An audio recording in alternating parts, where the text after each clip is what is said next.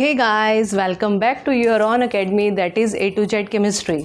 स्वागत है आपका इस प्लेटफॉर्म पे जिसका नाम है A to Z केमिस्ट्री।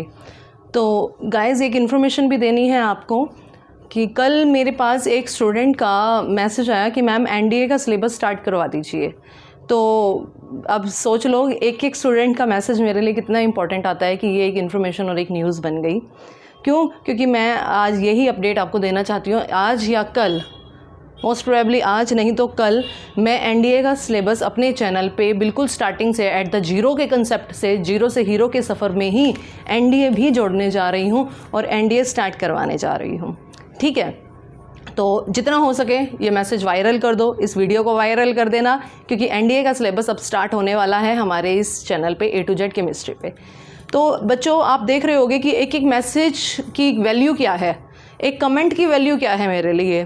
तो आपको भी अगर कोई स्पेशल चीज़ समझनी हो या कुछ भी टॉपिक हो या कोई डाउट हो या कोई स्पेशल क्लास लेनी हो या किसी और सब्जेक्ट, मतलब केमिस्ट्री से रिलेटेड ही किसी और पेपर की तैयारी से रिलेटेड आप कुछ पूछना चाहते हो या करवाना चाहते हो, तो आप भी अपनी डिमांड रख सकते हैं। और खुला वेलकम है आप लोगों के लिए इस प्लेटफॉर्म पे। जो क्योंकि ये क्यों है वेलकम? क्योंकि ये मेरा अकेले का प्लेटफॉर्म नहीं, आप सबका प्लेटफॉर्म है।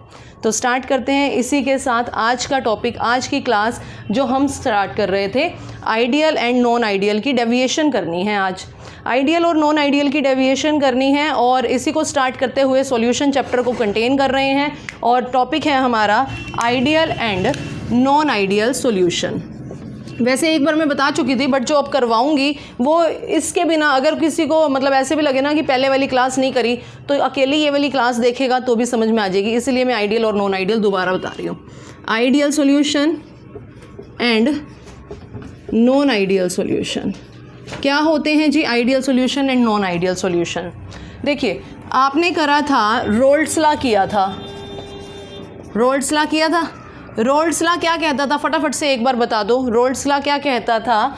Partial pressure of each component, ये कहता था partial pressure of each component. Component कौन होता है? जो सॉल्यूशन बनाने में हिस्सा लेता है। Is directly proportional to their mole fraction, उसी के मोल फ्रैक्शन के बराबर है। मतलब PA is directly proportional to chi A and PB is directly proportional to chi B। ये था रोल्ड्स लॉ का कंसेप्ट। अब आइडियल सॉल्यूशन क्या कहता है? आइडियल सॉल्यूशन वो सॉल्यूशन होते हैं जो ओबे करते हैं, सिंपल सी बात, जो ओबे करते हैं रोल्ड्स लॉ को। जो रोल्ड्स लॉ को ओबे करते हैं, सबसे पहली बात, अगर रोल्ड्स लॉ को ओबे कर रहे हैं तो इसका मतलब PA is equals to PA nought chi A होगा।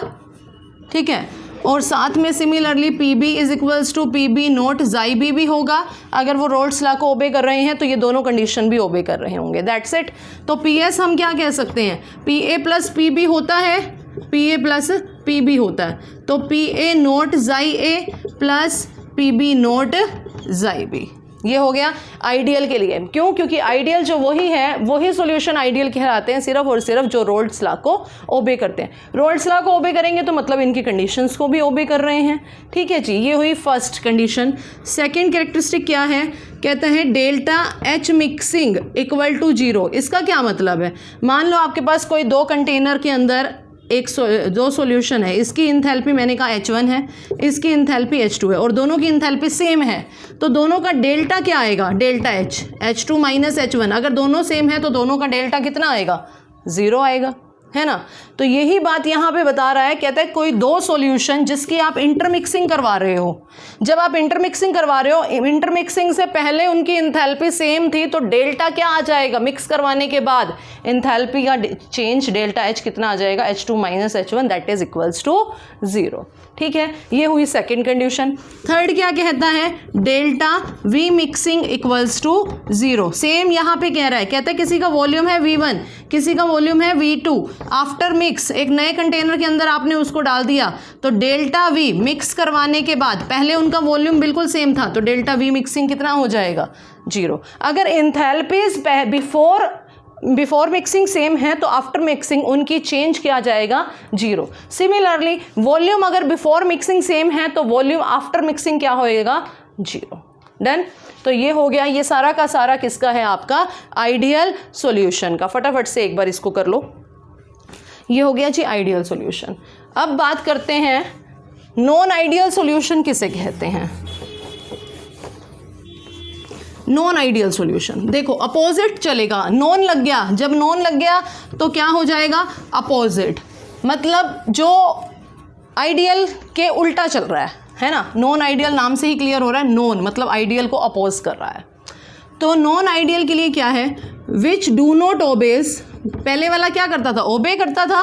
विच do not obeys Raoult's law, Raoult's law को ओबे नहीं करता। अगर ये रोल्ड्स लॉ को ओबे नहीं करता तो इसका मतलब P A is not equal to P A not जाई ए होना चाहिए, जाई ए, ठीक है। अगर ये ओबे नहीं कर रहा, क्योंकि ओबे जब करता था तो इक्वल टू होता था। सिमिलरली पी बी भी is not equal to P B not जाई बी होना चाहिए, और हम ये कह सकते हैं पूरा पी एस बी इसके इक्वल नहीं होगा, प्लस पी बी नॉट जाई बी के। कोई डाउट किसी को यहाँ पे? ये इक्वल नहीं होगा। अब सोच के देखो, अगर इक्वल नहीं होगा तो क्या होगा? आप कहोगे मैडम इक्वल नहीं होगा तो या तो वो ग्रेटर होगा या वो क्या होगा? लेस होगा। यही दो कंसेप्ट बचते हैं। अगर इक्वल नहीं है तो इन दोनों में से कोई एक कंडीशन ओबे हो सकती है, ठीक है। इसको आगे पढ़ते हैं। सेकेंड कैरेक्टरिस्टिक इसकी क्या है? पिछले वाले में आपने क्या पढ़ा? Delta H mixing equals to 0। इसमें क्या पढ़ोगे? Delta H mixing equal to not 0। बस उसमें 0 पड़ी थी, इसमें सब कुछ कैंसिल करते चले जाना। जब सब कुछ कैंसिल आउट करते चले जाओगे तब ये बन जाएगा। इसमें और क्या हो गया? डेल्टा वी मिक्सिंग भी 0 के इक्वल नहीं है। अब ये 0 के इक्वल ना होने का मेरा मतलब क्या है? पहले कोई इंथैल्पी H1 है, बाद में कोई इंथैल्पी H2 है। अगर ये दोनों सेम नहीं है तो इनका डेल्टा क्या सेम आएगा? नहीं आएगा सेम, मतलब इक्वल नहीं है। सिमिलरली ये बात हम यहाँ पे भी कह सकते हैं, पहले कोई वॉल्यूम V1 है, बाद में कोई वॉल्यूम V2 है। अगर ये सेम नहीं है तो मिक्स करवाने के बाद उनका डेल्टा V भी 0 नहीं आएगा। Is that clear? ठीक है, तो ये बात चलती है किसके लिए? आइडियल और नॉन आइडियल के लिए। अब एक क्वेश्चन लिख लेना जरा, डिफ्रेंशिएट, कई बार एग्जाम में पूछा जाता है, इंपॉर्टेंट है। Differentiate between ideal and non ideal solution. Ideal and non ideal solution की बीच में डिफरेंस, जब भी डिफरेंस आता है तो सोचना लाइन लगा के ही करना है हमेशा। Difference should be always in the line between them, ठीक है जी, हो जाएगा। अब जो मेन टॉपिक शुरू हो रहा है जिसके लिए ये क्लास ली है वो क्या है? नॉन आइडियल की दो टाइप। क्योंकि अभी हमने कहा कि नॉन आइडियल वाला इक्वल नहीं है। अगर नॉन आइडियल वाला इक्वल नहीं है तो दो केस यहाँ पे निकल के सामने आते हैं, या तो वो बड़ा होगा या वो क्या होगा? छोटा होगा। देखते हैं दोनों को। तो सबसे पहला है नॉन आइडियल के दो केस मेरे पास। सबसे पहला केस क्या है? फर्स्ट केस, बड़े ध्यान से समझना, एक समझ में आ जाएगा तो दूसरा मुझे समझाना नहीं पड़ेगा, अपने आप हो जाएगा। Positive deviation from non ideal solution. Positive deviation from non ideal solution. Positive का मतलब क्या है? प्लस में। सुनो, अगर आप लोग यहाँ पे जा रहे हो, सीधा ये ट्रैक है आपका, इस ट्रैक पे आपने चलना है। मैंने कहा ये ट्रैक वो था जो आइडियल का ट्रैक है, ये आइडियल का ट्रैक था, ठीक है। आइडियल के ट्रैक पे आप ऐसे जा रहे हो, ऐसे चलते चलते कुछ सॉल्यूशन ऐसे आए जो इधर मुड़ गए और कुछ सॉल्यूशन ऐसे आए जो इधर मुड़ गए। इसका मतलब ये इस ट्रैक को ओबे नहीं कर रहे, इसका मतलब ये नॉन आइडियल कहलाए, ये भी कौन से कहलाए? नॉन आइडियल कहलाए। अब ये नॉन आइडियल तो कहला रहे हैं, बट कुछ ऐसे थे जो ऊपर चले गए, कुछ ऐसे हैं जो नीचे चले गए। ग्राफ में जो सबसे ऊपर जाते हैं वो कौन सा कहलाता है? पॉजिटिव। ग्राफ में जो स्टैंडर्ड लाइन के नीचे जाता है वो कौन सा कहलाता है? नेगेटिव। समझ आ रही है मेरी बात? ठीक है, तो अब इन दोनों को डिस्कस करना है। ये सिर्फ रफली सा था वैसे ही समझाने के लिए कि टॉपिक क्या है। अब स्टार्ट करते हैं। पॉजिटिव डेविएशन, ये रब कर दूं, positive deviation from non ideal. अब नॉन आइडियल वाला अपने रास्ते से डेविएट हो गया। डेविएशन का मतलब क्या हो जाता है? भटक जाना, डेविएट हो जाना। अपना रास्ता सीधा सीधा ऐसे था, ऐसे चलते चलते भटक गया, इधर चला गया पॉजिटिव वे में। देखते हैं कैसे भटका, कैसा रास्ता भूला। बिल्कुल स्टार्टिंग से जीरो लेवल से बता रही हूँ। एक सॉल्यूशन लिया, कौन सा सॉल्यूशन है ये? बाइनरी। बाइनरी सॉल्यूशन याद करिए कौन सा होता था? जिसके अंदर दो कंपोनेंट्स होते हैं, one is solute and another is a solvent. Only and only two components are present, A और बी, दो कंपोनेंट्स होंगे। तो आप यहाँ पे लिखोगे क्या, in a binary solution, in a binary solution कितने कंपोनेंट्स हैं, देयर आर 2 कंपोनेंट्स, कितने कंपोनेंट्स हैं, 2, one is solute and one is solvent. कोई डाउट नहीं है किसी को इस लाइन में। अब बाइनरी के अंदर 2 होते हैं, ठीक है, हम सबको पता है, डे 1 से पढ़ते आ रहे हैं। अच्छा, अब ये बताओ, one is solute and another is solvent and there are 3 type of interaction. यहाँ पे इंट्रैक्शन कितने टाइप के, इंट्रैक्शन बोले तो force of attraction, force of attraction among the particles, between the particles, that is called interaction. समझ आ गई मेरी बात कि क्या क्या एग्जिस्ट कर रहा है, कितने टाइप की फोर्सेस जो हैं वो एग्जिस्ट कर रही हैं। तो कितने टाइप की फोर्सेस एग्जिस्ट कर रही हैं, ए और ए के बीच में, एक ए पार्टिकल है, दूसरा भी ए और ए के बीच में, देखो 3 टाइप की एग्जिस्ट करेंगी, ए और ए के बीच में, बी और बी के बीच में, ए और बी के बीच में। तो 3 टाइप की इंट्रैक्शन यहाँ पे काम कर रही है, ए और ए के बीच में, बी और बी के बीच में, ए और बी के बीच में। These are 3 type of interaction which can take place. 3 type की इंट्रैक्शन यहाँ पे काम कर रही है। अब बड़े ध्यान से कान खोल के सुनना, क्या चीज़, if condition applied, if A B interaction कौन सी है, सॉल्वेंट और सॉल्यूट के बीच की। यही इंट्रैक्शन है जो सॉलिड और मतलब सॉल्वेंट और सॉल्यूट को बांध के रखती है। ए के बीच में तो होगी, मतलब सॉल्वेंट और सॉल्वेंट के बीच में से तो पहले से ही है, सॉल्यूट और सॉल्यूट के बीच में भी पहले से ही है। नई फोर्स जो यहाँ पे अराइज हुई है वो है ए बी, जो सॉल्यूट और सॉल्वेंट को बांध के रख रही है। अब मैंने यहाँ पे कंडीशन लगा दी, if A B type interaction, force of interaction are weak, special mention weak. अगर ऐसी फोर्स ऑफ अट्रैक्शन क्या है, वीक है। अगर ये फोर्स ऑफ अट्रैक्शन वीक है तो मुझे ये बताओ, अगर मैं इसको टेम्परेचर दूंगी तो जो बॉन्ड वीक है वो बॉन्ड आसानी से टूट नहीं जाएगा। मेरी बात समझ रहे हो। अगर इसके बीच की बॉन्ड अच्छी नहीं है, मैंने कहा ये बॉन्ड स्ट्रॉन्ग नहीं है, ये ए है ये बी है, ये बॉन्ड स्ट्रॉन्ग नहीं है, तो इसको जब आप हीट प्रोवाइड करोगे तो ये बॉन्ड आसानी से अलग हो जाएगा, सेपरेट हो गया। तो ये जो पार्टिकल्स हैं लिक्विड स्टेट में, और हीट जब इनको मिलेगी तो ये पार्टिकल्स अपनी लिक्विड फेज छोड़ के कहाँ पे जाना पसंद करेंगे, वेपर फेज के अंदर, वेपर फेज के अंदर जाना पसंद करेंगे। जितनी जल्दी वेपर बनाएंगे उतना ज़्यादा वेपर प्रेशर लगा सकते हैं। More is the vapour formed, जितना ज़्यादा प्रेशर, जितना ज़्यादा वेपर बनेगा उतना ही ज़्यादा वो क्या लगाएंगे, वेपर प्रेशर। मेरी बात समझ में आ गई। अगर ए बी के टाइप की फोर्स ऑफ इंट्रैक्शन वीक है, देन एस्केपिंग टेंडेंसी, क्या लाइन लिखेंगे, एस्केपिंग मतलब भागने की पावर, एस्केपिंग टेंडेंसी भागने की क्षमता, escaping tendency of particles are high. Escaping tendency क्या हो गई, हाई हो गई, ठीक है।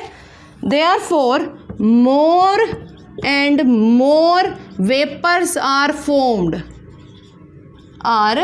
ज़्यादा से ज़्यादा वेपर्स बन रहे हैं। Therefore high is the vapour pressure, तो उसका वेपर प्रेशर क्या हो गया, हाई हो गया। तो इसीलिए हम ये बात कह सकते हैं कि P A is greater than P A not जाई A and P B is greater than P B not जाई बी। ये बात कह सकते हैं, कोई डाउट नहीं है। ये भी ग्रेटर देन है, ये भी ग्रेटर देन है। अगर दोनों ग्रेटर देन है तो इसका मतलब वो किसकी तरफ, देखो पॉजिटिव का मतलब वो किसकी तरफ डेविएट कर रहा है, बड़े हुए की तरफ, 0 से ज़्यादा की तरफ, मतलब पॉजिटिव की तरफ।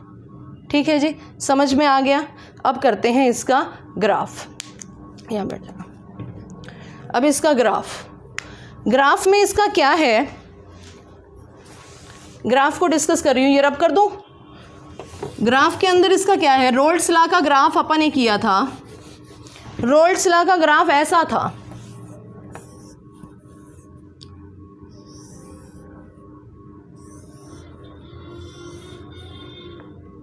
जो ये कम वाला है ये सोल्यूट है, बड़े वाला क्या है, सॉल्वेंट है और ये पूरा क्या है, सॉल्यूशन है।